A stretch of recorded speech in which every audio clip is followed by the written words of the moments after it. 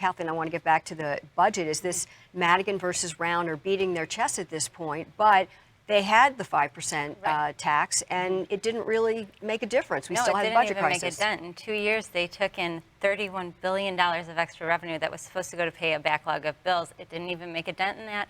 Our unfunded pension liability grew. We added $127 billion to the debt. Our unemployment rates grew because businesses fled the state. We added more people to food stamp rolls than to employment rolls.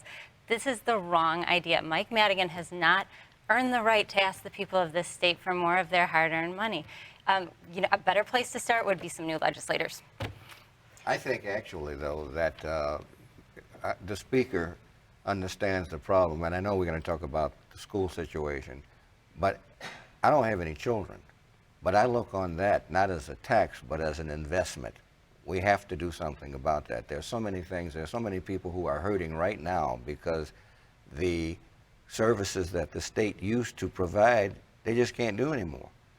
And something's got to be done to help that. But there are you got mental health clinics, you got all kinds of things. They can't do it anymore because Speaker Madigan's caucus sent a $4 billion budget that was $4 billion out of balance. They left Springfield on May 31st at the end of session without working out a budget. They submitted unilaterally. They knew he couldn't pass it.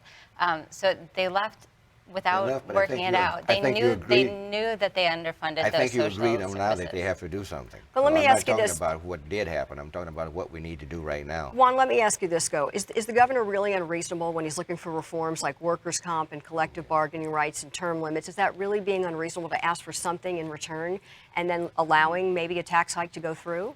I don't know about unreasonable. I mean, I don't know if I can really weigh in on whether or not it's deemed reasonable or not. But what I can certainly say, though, is you can see here at the table that there's still going to be a lot of consternation from both sides of the aisle as far as whatever a solution is going to look like here.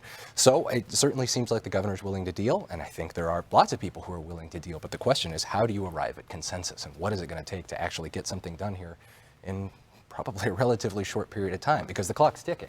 A lot of the things the governor is asking for, Lauren, have nothing to do with the budget. You know, term limits. What's that got to do with the budget? He's a number of things. He's trying to destroy the union.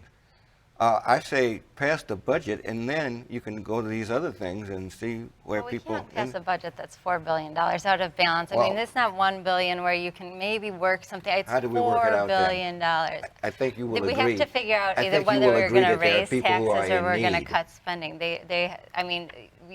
And frankly, Speaker Madigan, they don't need their governor. They have veto-proof majorities in both the House and the Senate. They can pass whatever they want.